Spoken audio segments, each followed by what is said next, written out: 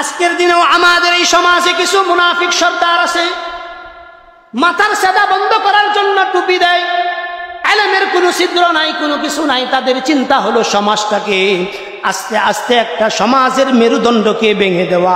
আল্লাহ চাহে তো ইনশাআল্লাহ কোনো ব্যক্তির পক্ষে একটা সমাজকে ধ্বংস করে দেওয়া সম্ভব নয়, বরঞ্চ যারাই ধ্বংস করতে আসবে তারাই ধ্বংস হয়ে যাবে, এতে কোনো সন্দেহ নাই। তারা কি ধ্বংস হয়ে যাবে। এই কারণে আল্লাহ তাআলা ইন্নামা ইয়া'মুরু মাসাজিদাল্লাহ মান আমানা বিল্লাহি ওয়াল ইয়াউমিল আখির ওয়া আকামাস সালাহ ওয়া আতাজ যাকাত। আগামী দিন থেকে তাকওয়াবান ব্যক্তিরা মসজিদ পরিচালনা করবে। তাকওয়াবান ব্যক্তিরা বলেন, তাকওয়াবান ব্যক্তিরা কি করবে? মসজিদ পরিচালনা করবে। কোরআনে কারীমের আয়াত আল্লাহ তাআলা আফামান আসাসা বুনিয়ানাহু আলা তাকওয়া মিনাল্লাহ ওয়া রিদওয়ানিন খায়রুন আম্মান আসাসা বুনিয়ানাহু আলা শাফা জুরুফিন হারিন ফানহারা বিহি ফি নারি জাহান্নাম। এই পৃথিবীতে যতগুলো মুনাফিকরা আছে, মুনাফিকদের প্রতিটা কাজই হলো ইসলাম, মুসলমান, আলেম উলামার বিরুদ্ধে কাজ করা। কথা ঠিক না বেঠিক? এটা শুধু আমাদের সমাজে না, প্রতিটা সমাজের রন্ধ্রে রন্ধ্রে রন্ধ্রে রন্ধ্রে এইরকম মুনাফিকে ভরপুর। আল্লাহ তাআলা বলেন, হে মুনাফিকের দল, তোমাদের জায়গা আমি কোথায় রাখছি? আল্লাহ তাআলা বলেন, মুদাবদাবিনা বাইনা যালিক লা ইলাহা উলা ওয়া লা ইলাহা উলা। আল্লাহ বলেন, মুনাফিকরা কখনো তাদের অবস্থানের মধ্যে স্থির থাকতে পারে না। তারা কখনো ভালোর দলে, কখনো মন্দর দলে, কখনো মুনাফিকের দলে, কখনো কাফের দলে। মুমিনদের দলে যখন আসে বলে তোমাদের সাথে আসি, কাফেরদের দলে যখন থাকে তোমার সাথে আসি, তাদের সাথে শুধুমাত্র অভিনয় করি। কথা ঠিক না বেটি? এই যুগের মুনাফিকের যেই অবস্থা, ওই যুগের মুনাফিকেরও সেম অবস্থায় ছিল। এই কারণে মুনাফিক দুই প্রকার, একটা হইল প্রকাশ্য মুনাফিক, আরেকটা হইল গোপনীয় মুনাফিক। আরেকটা হইল কি মুনাফিক বলেন? গোপনীয় মুনাফিক। আমাদের এই দেশে যেমন প্রকাশ্য মুনাফিক আছে, গোপনীয় মুনাফিক আছে। গোপনীয় মুনাফিকদের কাজ হলো কি, তলে তলে তারা ইসলামের গাছের ছায়াকে কাইটা দেয়। তলে তলে কি করে? ইসলামের ছায়াটাকে কি করে? কাইটা দেয়। কাইটা দিলে কি হয় দেখবেন, এক গ্রুপ পাঠায় তুমি এটা কইবা, ওই দিন বড় মুনাফিক মসজিদে থাকে না। ওই দিন বড় মুনাফিক মসজিদে থাকে না, হ্যাঁ লাগাই দিয়ে হেরা করে মনে করেন যে হ্যাঁ দূরে থাকে। এটার কাম কি বুঝেন? ওই যে দুই মাসি একটু মিষ্টির একটা টুকরা ফইরা গেছে, তো এইটার মধ্যে দুই তিনটা মাসি আয়া হেরা বইছে ওয়ালের মধ্যে, দুই তিনটা চকলেট তুইয়া লাগাইছে, দুই তিনটা মাসি আয়া বইছে। তো মাসিরে দৌড়াইতেছে কেনা? বিলাই। কত বিলাইরে দৌড়াইছে কুত্তা। দুই কুত্তা এই মাসিরে দৌড়াইতে দৌড়াইতে দুই কুত্তা লাগছে কাজ্জা। এই দুই কুত্তার মালিক আয়া লাগছে কাজ্জা। কত মতো দুষ্টি, একটু মাত্র চকলেটের মিষ্টি, একটু মাত্র চকলেটের কি মিষ্টি, এই মিষ্টি একটু ওয়ালের মধ্যে লাগায়া পুরা এলাকার ভিতরে গ্যাঞ্জাম লাগাইছে। যেই লোক, যেই শয়তান, সেম শয়তান এরম ভাবে মানুষদেরকে উদ্বুদ্ধ কইরা আমগর সমাজের ভিতরেও পেশ লাগানোর জন্য যা যা করা দরকার সবই করছে। কিন্তু আল্লাহর মেহেরবানি দেখেন, আল্লাহ তাআলার কুদরত বড়, অনেক বড়, যে আল্লাহ তাআলা সকল ষড়যন্ত্র নস্যাৎ করে যা পরিকল্পনা করছে, পরিকল্পনার চাইতে অনেক ভালো কিছু আল্লাহ তাআলা আমাদেরকে দিয়ে দিয়েছেন। কন্যা সুবহানাল্লাহ। আল্লাহ তাআলা কোরআনে কারীমের ভিতরে বলেন, ইন্নাল মুনাফিকিনা ফিদ দারকিল আসফালি মিনান নার ওয়া লান তাজিদা লাহুম নাসীরা। আল্লাহ তাআলা পবিত্র কোরআনে কারীমের ভিতরে বলেন, নিশ্চয়ই যারা মুনাফিক হবে ফিদ দারকিল আসফালি মিনান নার। আল্লাহ বলেন যারা মুনাফিক হবে তাদেরকে জান্নাতের এমন জাহান্নামের এত নিম্ন স্তরের ভিতরে রাখা হবে, যেই জাহান্নামের ভিতরে কোনো আবু জাহেলকে দেওয়া হবে না, উতবাকে দেওয়া হবে না, সাইবাকে দেওয়া হবে না, ফেরাউনকে দেওয়া হবে না, নমরুদকে দেওয়া হবে না, হামানকে দেওয়া হবে না, সাদ্দাতকে দেওয়া হবে না, পৃথিবীর যতগুলো বড় বড় জালেম আছে কাউকেই দেওয়া হবে না। মুনাফিকদেরকে এত নিম্ন স্তরের জায়গায় দেওয়া হবে। কারণ কি? কারণ আল্লাহ তাআলা বলেন, ইন্নাল মুনাফিকিনা ফিদ দারকিল আসফালি মিনান নার ওয়া লা তাজিদা লাহুম নাসীরা। যারা মুনাফিক এদের চাইতে নিকৃষ্ট হাইওয়ান জানোয়ার আল্লাহর কাছে দ্বিতীয় আর কেউ নাই। আশরাফুল মাখলুকাতের, আশরাফুল মাখলুকাতের ভিতরে এদের চাইতে আর নিকৃষ্ট কেউ নাই। কি জন্য নাই?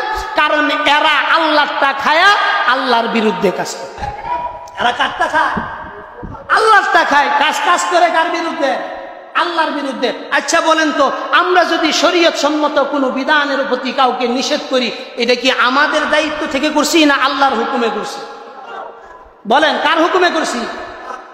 আপনি যখন আমার বিরুদ্ধে কোনো কাজ করবেন, আমি যেহেতু আল্লাহর পক্ষ থেকে নবীর ওয়ারিস, আমি নবীর আলেম হিসাবে আমার উপর দায়িত্ব দেওয়া, নবীর যে দায়িত্ব ছিল আমার উপরও, সবাই বলেন নবীর যে দায়িত্ব আমার উপরও একই দায়িত্ব, সেই দায়িত্ব না, বলেন একই দায়িত্ব, একই দায়িত্ব আমার উপর কি করা হয়েছে, ন্যস্ত করা হয়েছে। এটা কি আমি নিজে বানায় কইতেছি?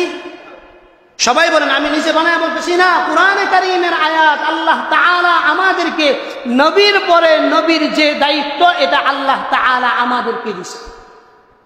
নবী আসবে না, নবী আসার রাস্তা, নবুয়তের রাস্তা আল্লাহ তাআলা মা কানা মুহাম্মাদুন আবা আহাদিন মির রিজালিকুম ওয়ালাকিন রাসূলুল্লাহ ওয়া খাতামান নাবিয়্যিন। খাতামান নাবিয়্যিন এই শব্দের মাধ্যমে আল্লাহ তাআলা নবী আসার রাস্তা বন্ধ করে দিয়েছেন, কিন্তু ধর্মের কাজ কি বন্ধ করছেন? ধর্মের কাজ কি বন্ধ করছেন? আল্লাহ রাসূল যখন দুনিয়া থেকে বিদায় নেবেন, বিদায় নেওয়ার পরে সাহাবাই কেরামদের ভিতরে মাতলামি শুরু হয়ে গেছে।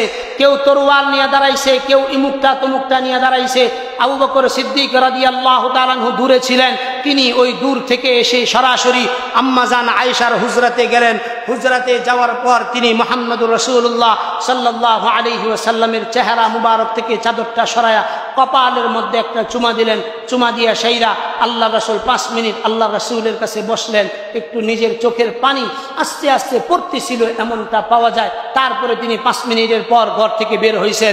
বের হওয়ার পর আল্লাহ রাসূল সাল্লাল্লাহু আলাইহি ওয়াসাল্লাম মের পক্ষ থেকে হযরত আবু বকর সিদ্দিক একটা কোরআনে কারীমের আয়াত পড়ছেন, ওয়ামা মুহাম্মাদুন ইল্লা রাসূল ক্বাদ খালাত মিন ক্বাবলিহির রাসূল আফা ইম্মাতা আও কুতিলান ক্বালাবতুম আলা আকাবিকুম ওয়া মান ইয়ানকালিব আলা আকিবাই ফালান ইয়াদুরুল্লাহা শাইআ।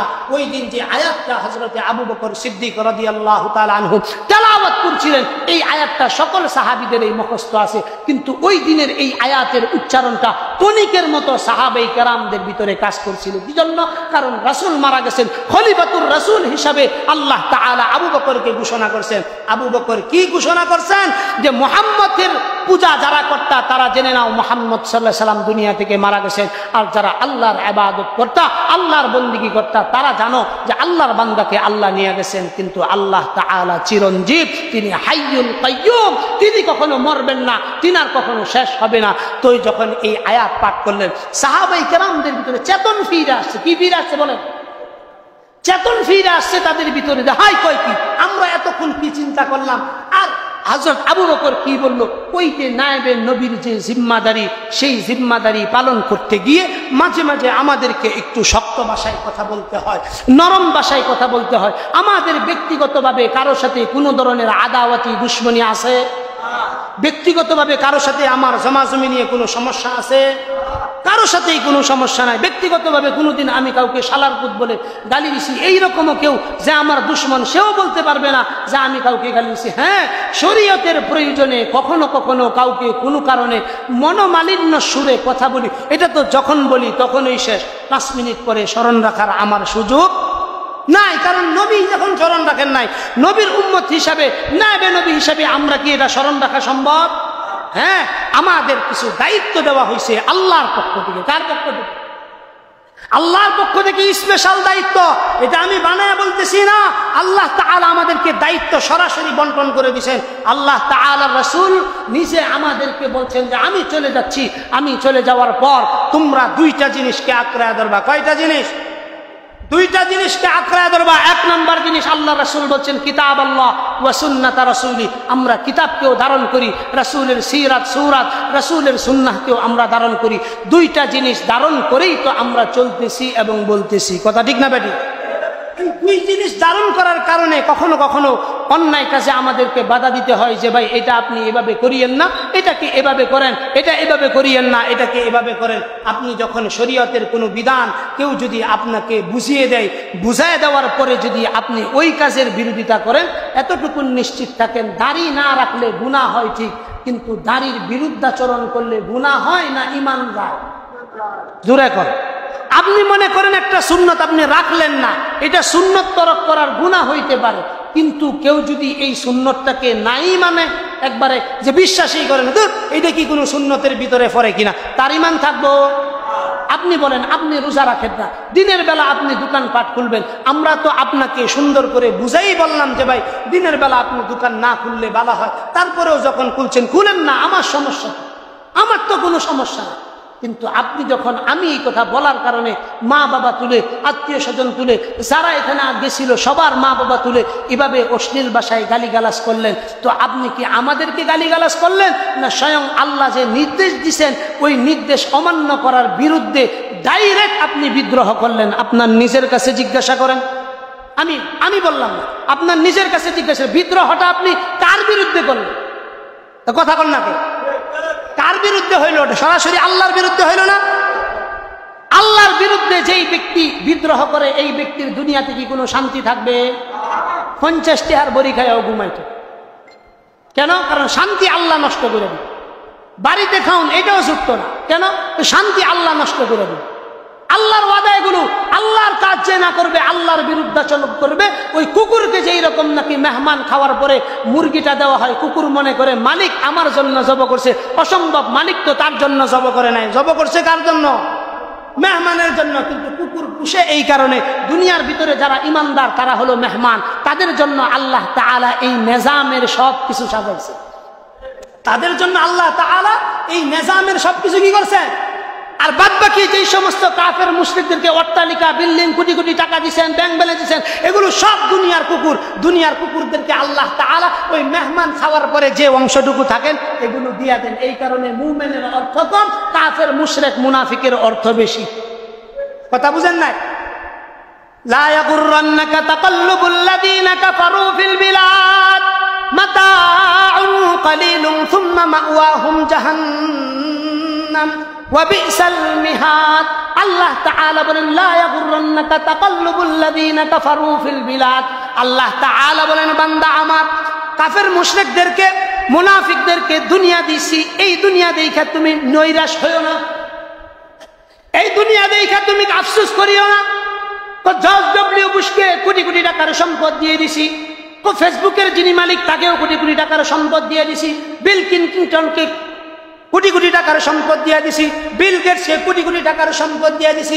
আল্লাহ কয় মাতাউন কালিল, অল্প কিছু দিছি বান্দা। কন্যা সুবহানাল্লাহ। জান্নাতের ভিতরে আল্লাহ তাআলা একটা পাথর, ইট, যেই ওয়ালের মধ্যে লাগাইছেন, ইয়াকুত মুতি দিয়ে বানাইছেন, স্বর্ণ দিয়ে বানাইছেন, একটা ইটকে যদি দুনিয়ার বিনিময়ে 100 বারও বিক্রি করা দেওয়া হয় এই দুনিয়াকে, তারপরে ও জান্নাতের একটা উটের সমমূল্য হবে না। সুবহানাল্লাহর আওয়াজটা একটু আস্তে হয়ে গেছে, আর একটু জোরে করে লাগবে সুবহানাল্লাহ। তাইলে আখিরাতের একটা ঈদের মূল্য যদি এই দুনিয়ারে 10 বার বিক্রি করলে না হয়, এই কারণে আল্লাহ কাছে মাতাউন কলিল, একটু দিছি দুনিয়া, একটু দিছি কি দুনিয়া। এই যে দেখতেছে হোটেলে যায় খাইতেছে, সারা মাস মার্কেট করতেছে, বউ লইয়া রোজা রাখে না, মার্কেট করতেছে। আল্লাহ কয় মাতাউন কলিল ও ফিদ দুনিয়া, শুধুমাত্র দুনিয়ার ভিতরে, ওয়াল আখিরাত, আখিরাতের ভিতরে মুমিন রাখে কথা কা আল্লাহ। এই কারণে নায়েবে নবী হিসেবে আমরা যা বলি এগুলো আপনাদের কল্যাণের জন্য বলি। মানলে তাল গাছ, না মানলে কলা গাছ। মানলে তাল গাছ, না মানলে কলা গাছ। যদি আপনি মানেন দুনিয়া আপনার জন্য বড় হবে, আর যদি না মানেন আখিরাতও ধ্বংস হবে, দুনিয়াও আপনার জন্য কি হয়ে যাবে?